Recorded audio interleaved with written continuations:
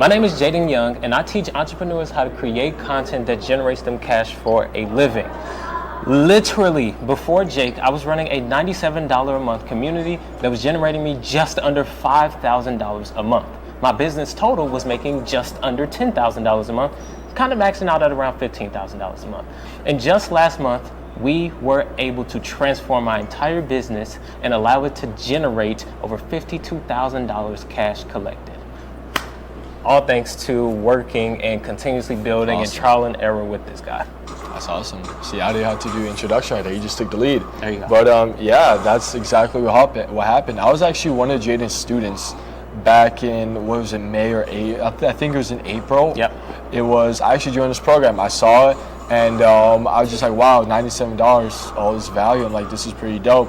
And I remember one night, it was like 1 a.m. my time, and I was just like, I was looking, I was tired. I'm like, I low-key want to help someone scale their offer, and I reached out to him. And what was it on your end, pretty much? Literally, at that moment, I was already up thinking that I needed help with my community, because at the time, I was really trying to grow my low-ticket community. I kind of had an agency service in the background that was helping me generate $10,000 a month total. So that was like $5,000 in my income. And then the other $5,000 to $4,500 was my $97 a month community.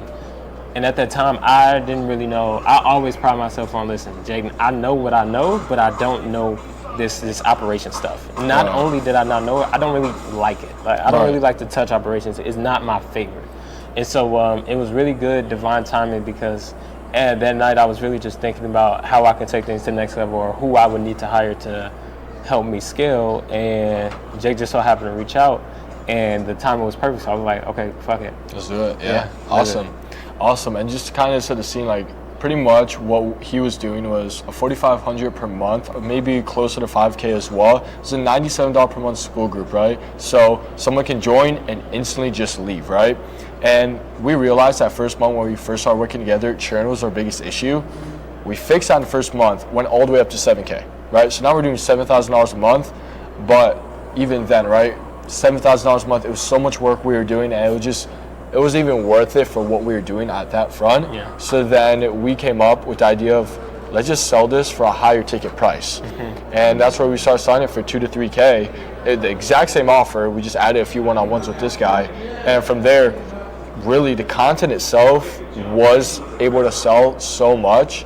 But what was that shift when we started doing high ticket? Like, was there a mindset shift that's like, how much you were giving to the students in the school versus these high ticket? It was a mindset shift for me, because at the time, by the grace of God, it's better now, but at the time, I didn't believe that I could sell certain things for certain prices. Okay. So, for example, we literally took that exact same offer and turned it from $100 to $2,000 to $3,000. And sold it more times than we were able to sell, and try to convince people to stick around and stay into this $97 a month thing. And so for me, it was just breaking the first belief of, okay, cool, we can continuously sell this. But another thing was, for me, the sales mechanism of, okay, cool, I've never liked hopping on sales calls. I can sell my ass off through content. Yeah. I can sell if I'm on video, but if we're talking hopping on a call with somebody and trying to sell them on certain things, right, it just hasn't clicked with me much at all. Right. And so those are some of the shifts that I had to mentally make and kind of allow it to up and up. Right. And just so you guys get an idea, once we did start doing high ticket, I think that first month was like $20,000. This was with coaching and agency. We did also amplify, just start growing his agency more. So it was about $20,000. I know we had $39,000 a month in July though. Mm-hmm. That was a pretty good month we had.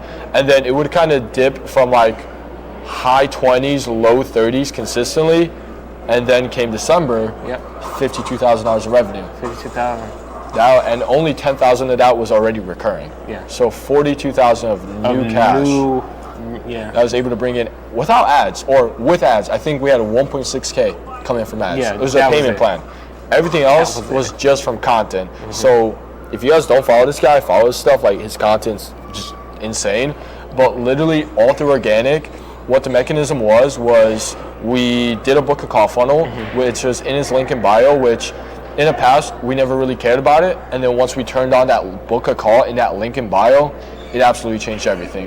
And we didn't even have a VSL. Honestly, we could have optimized it way more and could have, honestly, I would have believed we could have probably done 100K in December if we amplified just a few things with the application. But it was a headline, an application, and just a description of what would happen to book a call. They get hit with some pre-call assets, they get hyped up before the call, they get on the call, they close, right? And pretty sure in December we had like a 66% close rate on qualified leads. We did have unqualified, but on qualified, 66%. And it was just me closing, and we also had a setter who was pretty much bringing people in as well from the DMs, which DMs, stories, I think that added consistently anywhere from like 5 to 10. Yeah. And everything was really, literally either stories or book a call. Yeah. Right? So even from that, right, what was kind of your journey as a coach, right? What did that look like as well? As, sure, you didn't think you could sell this much, but how do we create that separation from the school group? And then how do we just get our students even better results when they started joining high ticket? Because we upped the prices. Yeah. Now it was more like at 5, 7, even 3K for some as well. As a coach, I genuinely like being a coach. I want to say that again. Like, I genuinely enjoy coaching. A lot of people don't, and that separates a lot of people. And so as a coach, one of the best things you can do is not only help your buyers get the result that they desire, but it's helping them break certain beliefs and just really helping them, as they keep saying at this event, go pro. Yeah. And so that's something that you have to do as a coach as well. Like, the way that you show up, the way that you teach, how are your modules? Because here's a mistake that I made that cost us a lot of results. A lot of our modules at first were information. Yeah. Instead of implementation.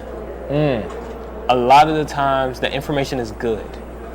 I like to show off my information because I believe I have some of the best information about content, period. Pretty good offer, you should buy. So I genuinely believe that I have some of the best information. A lot of people out there as well do. It's like, yo, I went to school for X amount of years. I did this, I did that, I did that. But at the same time, the information should be 30%. The rest of the 70 should be how they can actually implement the information. Right. And so what also I did was I made sure that when I switched everything to implementation, now when they hop on calls with me, they're not asking questions about shit that's already in the course. They're asking questions about how they can apply it to themselves better. Right, and that's something that I've personally seen like a lot of coaches where it's like, a lot of them are like, I'm just gonna sell a course. And it's like, number one, you just on low ticket, there's no point. High ticket by far is the best. Like, I'm not gonna get into that. But even then, it's like a lot of coaches, you kept getting a lot of frequently asked questions. And I remember we were on calls and you just like, these people just keep asking the same questions, right? The same. So when we did that last reboot of our course, it was framed in a way where it's like we took every single question we had and we created course material around it. And now Jaden was able to, every time he would actually get on a one-on-one call, it was actually transformative. Like, they actually did something afterwards. And it was just, it's so beneficial when that happens, man, because as a coach, like, okay, the money is good. The money's going to come because people always want more information. But as a coach, when you can really take your students from, yo, I didn't really know too much, or I was kind of starting out, and then they use your information to get a result, that's one of the best feelings ever. Right. Instead of just throwing something together real quick, hoping that it creates this thing.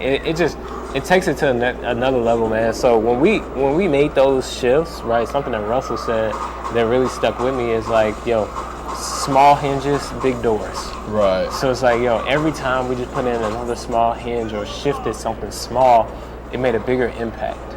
Yeah. Like everything. And it's like, it really does become the small things. Now, coaching itself can be a really easy thing if you make it. Yeah, actually create system, structure, not just whenever someone decides to book a one-on-one. Yeah, literally. With you. And so that will suck. Excuse me. When you have that sucks. But when you have the system, when you have it structured in a term of, when you have it structured like school, so it's like, yo, don't come to office hours unless you've either tried to implement it or you're just completely lost. Right. You know? You stay here, go do your homework, and your homework is implementation. Right. Then you come to me if you stuck on question 2. Right. Don't come to me and you ain't even started the fucking test yet. Don't come to me and you ain't started the homework yet. Because those are the people, they just ask the same questions without doing, right? And then those are the people that get mad because they can't get a result, but in reality, they're not implementing to the fullest capacity. Right. Or a lot of the times, and I'm gonna talk my shit real quick, a lot of the times, people will buy your program and act as if they didn't buy your program. Explain that. I mean, literally. People will buy your program for the information that you have so they can have the transformation that you had, and yet they still sometimes try to act as if they know best. And you will notice those are the people that will not get the result. Right. And they will have every excuse in the world as to why they didn't get the result. But in reality, it's because they hired you to help them do a thing, and they continue to act as if they knew best. But if they knew best, they wouldn't be here asking for your help, period. Right. Yeah. And last thing, any advice to like a high-tech coach, right, that might be watching this, that's like they haven't scaled or they're honestly looking to start and get into high ticket, what is that piece of advice that you would give them to help them? Maybe they're stuck at 5K, maybe they're stuck at 10, maybe they're at 0. Followers or dollars? Dollars. What is that thing that you would tell them that's like, this is that next step you need to take?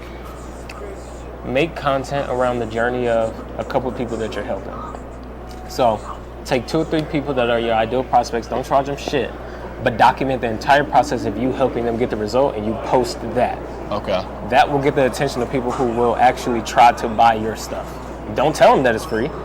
Yo, day 3, I don't really like daily things, but we're gonna use it for this example. Yo, day 3 of helping Josh do this way. Day 4 of helping Amy do this. Right. Document the journey, or yo, my client just achieved this because we did this for them. Right. Nobody knows that they're a free client. All they know is you just got them that result. And what if you're experienced now? What if you are doing like 10K a month, kind of where you were at? What would you give that person advice? Figure out what pieces of your product or service you can turn high ticket. That's simple. That's simple. That's simple. And make more and better content. The best thing, okay.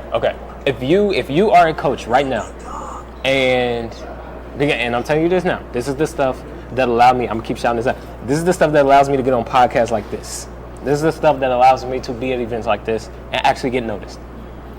You as a coach, the best thing you can do for your business, if you don't like operations, the best thing you can do for your business is make more content, make better content, make more ads, make better ads, and perfect your skill set.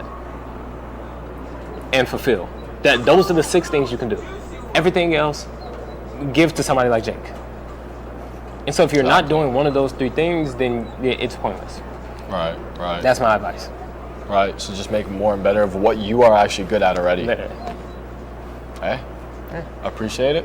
Thank you. Let's go talk to Russell Brunson and let's get it.